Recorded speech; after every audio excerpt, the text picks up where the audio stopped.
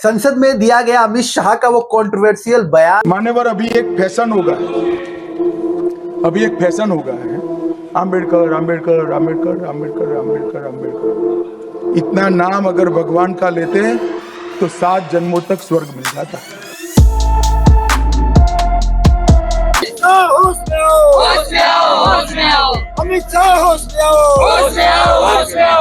जो लगातार एक नई बयानबाजी को जन्म दे रहा है। आए दिन पार्टियां, संगठन और अंबेडकरवादी समर्थक जो हैं वो कई जगह धरना प्रदर्शन कर रहे हैं।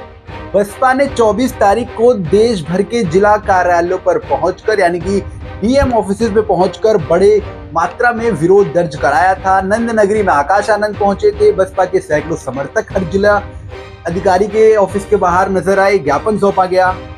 देश भर की लाइमलाइट बटोरी। अंबेडकरवाद की एक ऊंची आवाज या कहीं गूंजती आवाज का नमूना भी सत्ताधीशों को दिखाया गया। अमित शाह से माफी मंगवाने की बात तक कही गई, लेकिन अमित शाह अभी तक इस पूरे घटनाक्रम को जो है वो मजाक के अंदाज में ले रहे। मायावती का केवल एक ट्वीट, उस ट्वीट के बाद लगातार अंबेडकरवादियों का समूह सड़कों तक उतरा। सारा घटनाक्रम घटा। देश भर की मीडिया ने इसको कवर किया और दिखाया भी कि बसपा किस तरीके से सड़कों पर प्रदर्शन कर रही है। इस पूरे बयानबाजी को लेकर बसपा किसी भी तरह की ढील नहीं दे रही है। अब सवाल ये है कि बढ़ते बसपा के इस पूरे कार्यक्रम में fire brand अंबेडकरवादी Azad Samaj party के नगीना से सांसद चंद्रशेखर आजाद कहां गायब है? चंद्रशेखर आजाद इस बयान पर लोकसभा के अंदर अमित शाह के सामने कुछ बोले क्यों नहीं? क्या वही बहन जी जो समाज की बात आने पर राज्यसभा से इस्तीफा तक दे सकती हैं, उस वक्त जब अमित शाह ये बयानबाजी कर रहे थे और अब तक के पूरे प्रकरण में चंद्रशेखर ने लोकसभा से इस बयान को नकारा तक नहीं। ये बात बहुत अंबेडकरवादियों को खटक रही है कि अमित शाह और सत्ता के प्रशासन की आड़ में चंद्रशेखर भी बैठते नजर तो नहीं आ रहे कि चंद्रशेखर भी कहीं ना कहीं सत्ताधीशों के हाथ में इस वक्त अपना हाथ दिए बैठे हैं, जो अमित शाह के इस बयान पर खामोशी छाई हुई है।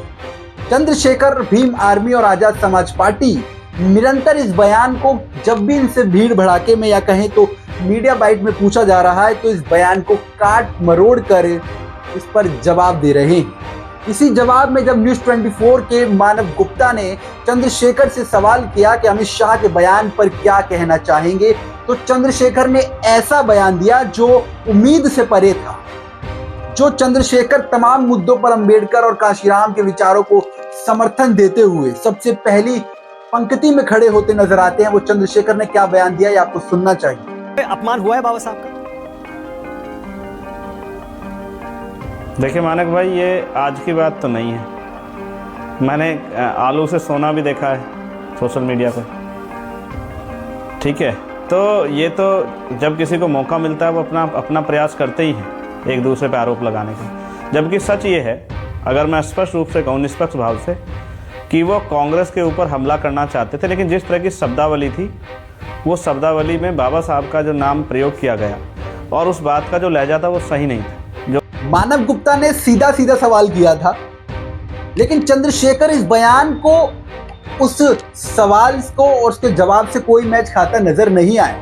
चंद्रशेखर ने पूरे सवाल को ही घुमा दिया। चंद्रशेखर की बयानों में कहीं भी नहीं लगा कि वो अमित शाह को टारगेट करते हुए कोई बात कह रहे हैं।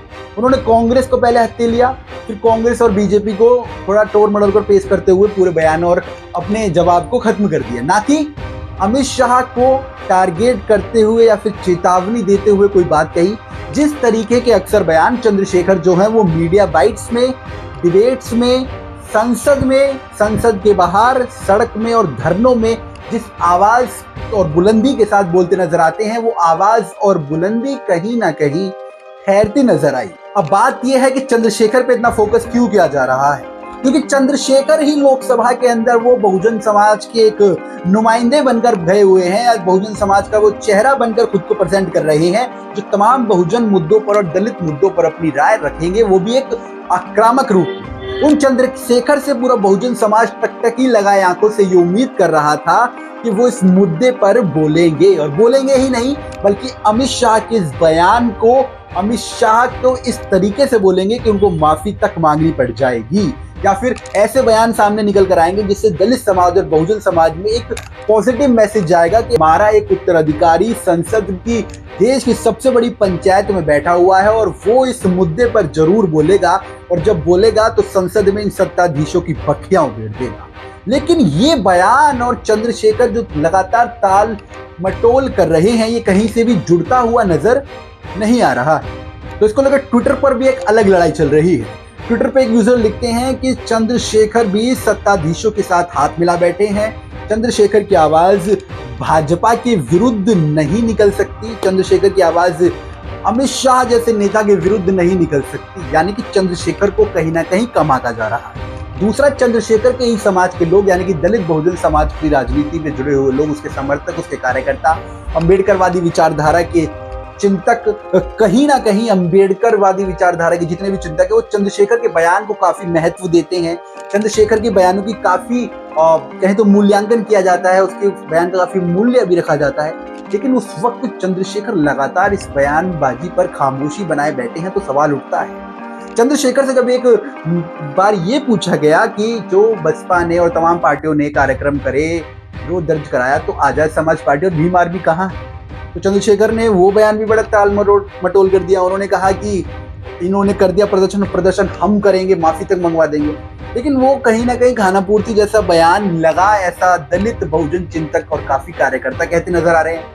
बाकी आप इस मुद्दे पर क्या क्या राय रखते हैं कि चंद्रशेखर जो लगातार समाज के लिए खड़े होते हैं, चंद्रशेखर जो हर मुद्दे पर दलित बहुजन की राजनीति में सबसे पहली पंक्ति में नजर आ रहे हैं लगभग 3-4 साल से, जब से मायावती मेन फ्रेम की मीडिया से अलग हुई है, चंद्रशेखर पर फुल फोकस मीडिया का रहता है। हर दलित और बहुजन के मुद्दे से जुड़ा हुआ प्रश्न चंद्रशेखर को ही मीडिया के बड़े बड़े ऑफिस में बैठाकर पूछा जाता है, क्योंकि आज कहीं ना कहीं इस बात में कोई दो राय नहीं है कि चंद्रशेखर ही मीडिया से फर्स्ट फ्रेम के वो व्यक्ति हैं जो दलित बहुजन का सबसे बड़ा चेहरा है, क्योंकि मायावती प्रत्येक जगह पर जाकर और मीडिया से उतना ज्यादा मुखाफिक नहीं होती। तो जो दलित और बहुजनों की राजनीति और चिंतक हैं वो इस बात से खासा नाराज हैं। बाकी क्या भीम आर्मी और आजाद समाज पार्टी आगे कोई इस मुद्दे को लेकर प्रोटेस्ट करती है या कोई धरना प्रदर्शन करती है, ये बड़ा विषय है। आप इस मुद्दे पर क्या राय रखते हैं? अगर आप दलित बहुजन चिंतक हैं और आजाद समाज पार्टी और बीएसपी की राजनीति, काशीराम से जुड़े हुए अंबेडकरवादियों के समर्थन की पूरा ये दौर अगर आपने देखा है, तो आप क्या कहना चाहेंगे चंद्रशेखर की बयानबाजियों के ऊपर और चंद्रशेखर की खामोशी के ऊपर? अपनी राय हमारे कमेंट बॉक्स में जरूर दें और देखते रहे दिल्ली दर्शन। नमस्कार।